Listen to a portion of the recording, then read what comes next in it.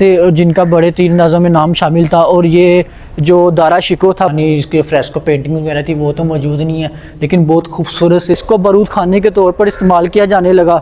اور پھر بعد میں برطانیہ کا دور ہے، برطانیہ دور میں السلام علیکم جی، آپ کا بھائی حاضر ہے ایک نئی ویڈیو کے ساتھ۔ تو آج ہم موجود ہے پاکستان کے مشہور شہر لاہور کے ریلوے اسٹیشن کے بالکل قریب موجود ہیں، اور آج ہم آئے ہیں ایک ایسی مسجد میں جو مغلیہ دور بادشاہ شاہجہاں کے دور میں بنائی گئی تھی، اور جس کا نام دائی انگا مسجد ہے۔ اور یہ کہا جاتا ہے دائی انگا جو تھی وہ بادشاہ شاہجہاں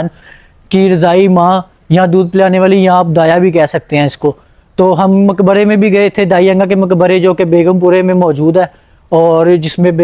دائی انگا اور اس کی جو بیٹی سلطانہ بیگم وہ بھی دفن ہے، اس کے بارے میں ہم نے آپ کو بتایا بھی تھا اور دکھایا بھی تھا، اور جس کو گلابی باغ بھی کہا جاتا ہے۔ تو یہ مسجد کے بارے میں کہا جاتا ہے کہ یہ دائی انگا مسجد ہے، اور یہ دائی انگا جب حج کے لیے روانہ ہوئی تھی اس سے پہلے بادشاہ شاہجہاں نے یہ مسجد بنوائی تھی، اور اس کا خوبصورت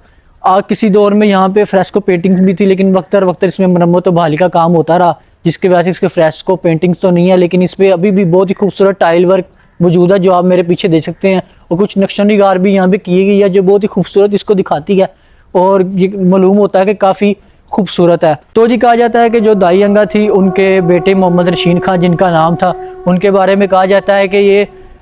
کافی اچھے تیر انداز تھے جن کا بڑے تیر اندازوں میں نام شامل تھا، اور یہ جو دارا شکو تھا بادشاہ شاہجہاں کا بڑا بیٹا، جس کی اورنگزیب عالمگیر کے ساتھ جنگ ہوئی تھی تخت کو لے کر، اور اورنگزیب عالمگیر وہ جنگ جیتا تھا اور بعد میں وہ تخت پہ بیٹھ گیا تھا، تو اس کی فوج میں شامل تھا یہ دارا شکو کی فوج میں، اور اسی دوران ہی لڑتے لڑتے یہ شہید ہو گیا تھا اس کا بیٹا دائی انگا کا۔ اور اس کا جو دائی انگا کا کہا جاتا ہے کہ جو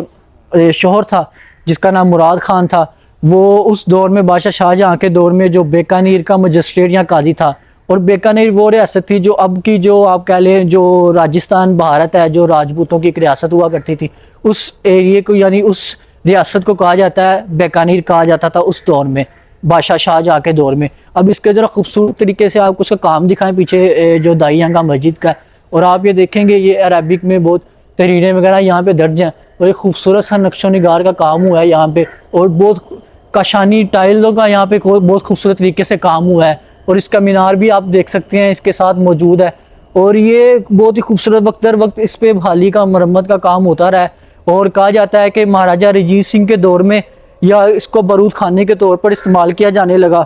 اور پھر بعد میں برطانیہ کا دور ہے، برطانیہ دور میں کہا جاتا ہے کہ یہاں پہ جو اس دور کا کرونیکل لاہور کا ایڈیٹر تھا وہ یہاں پہ رہائش پذیر رہا کافی دیر تک، اور پھر بعد میں کہا جاتا ہے کہ یہ جو مسجد تھی دائی انگا کی مسجد اس کو فروخت کر دیا گیا،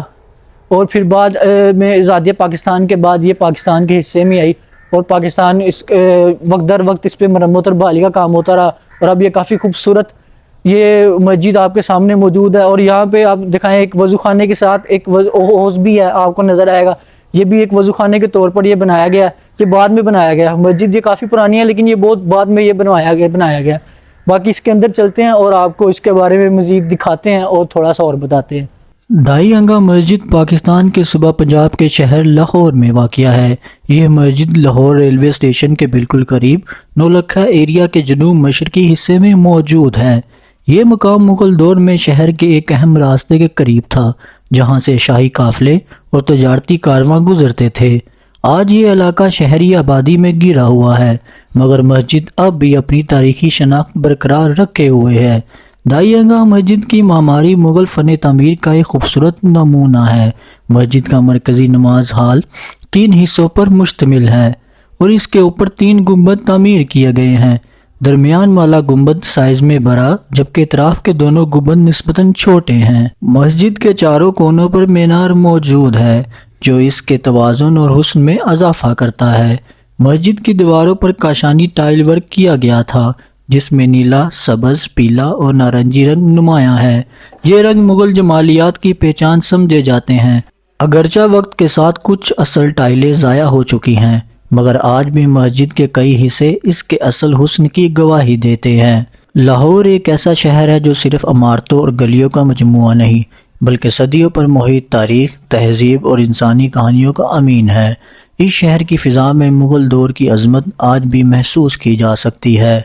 بادشاہوں، شہزادوں، صوفیوں اور جنیلوں کے نام تو تاریخ میں بار بار دہرائے جاتے ہیں، مگر ان کے سائے میں کچھ ایسی شخصیات بھی موجود تھیں جنہوں نے طاقت کے مرکز میں رہتے ہوئے بھی خاموشی اختیار کی۔ دائی انگا انہی خاموش مگر بااثر شخصیات میں شامل تھیں۔ جی کہا جاتا ہے کہ 1903 میں جو برطانوی وائسرائے تھا لارڈ کرزن، اس نے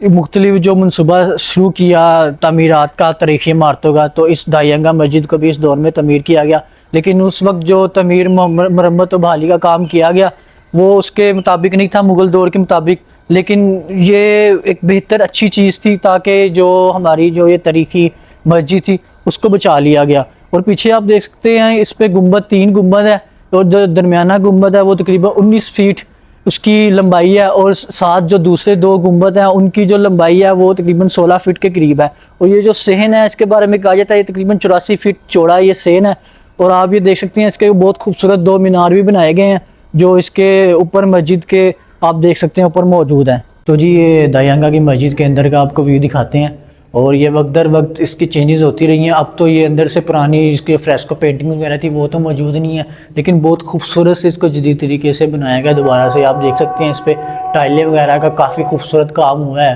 اوپر یہ گنبد ہے، گنبد کے اندر بھی آپ کو علیم بھائی اگر دکھائیں تھوڑا سا زوم کر کے آپ کو دکھائی دے گا۔ باقی آپ اندر آگے آتے ہیں تھوڑا سا، جو اس کا اوپر والا گنبد ہے جو سب سے بڑا ہے تقریباً 19 فیٹ کے قریب ہے، اس کے کافی خوبصورت اس کے نیچے جو کام ہوا ہے کافی خوبصورت وائٹ ٹائلوں کا، اور جو اس پہ عربک میں نام اللہ کے لکھے ہیں اور جو دوسرے عربک میں تحریریں وغیرہ درج ہیں وہ آپ کو دکھا سکتے ہیں اگر علیم تو وہ کافی خوبصورت ہے۔ اور ادھر سے بھی کافی جو کاشانی ٹائلوں کا کام ہوا ہے کافی خوبصورت طریقے سے، یہ نیلی جو ٹائلیں وغیرہ ہیں۔ اور آگے بھی آپ کو تیسرے گنبد میں نیچے لے کے چلتے ہیں، آپ کو وہاں پہ بھی دکھاتے ہیں۔ کافی خوبصورت سے ٹائم ہوا یہاں پہ جو ورک ہوا ہے کافی خوبصورت طریقے سے ہوا ہے، اور یہ ورک پرانا تو نہیں رہا کیونکہ اس میں کافی چینجز کر دی گئی ہیں، کافی چینجز کر دی گئی، مطلب کہہ سکتے ہیں آپ کہ ساری چینجز اس میں کر دی گئی ہیں، اور اس کو جدید طریقے سے ایک مسجد ہے جو اندر سے وہ بنا دی گئی ہے۔ لیکن چونکہ یہ مسجد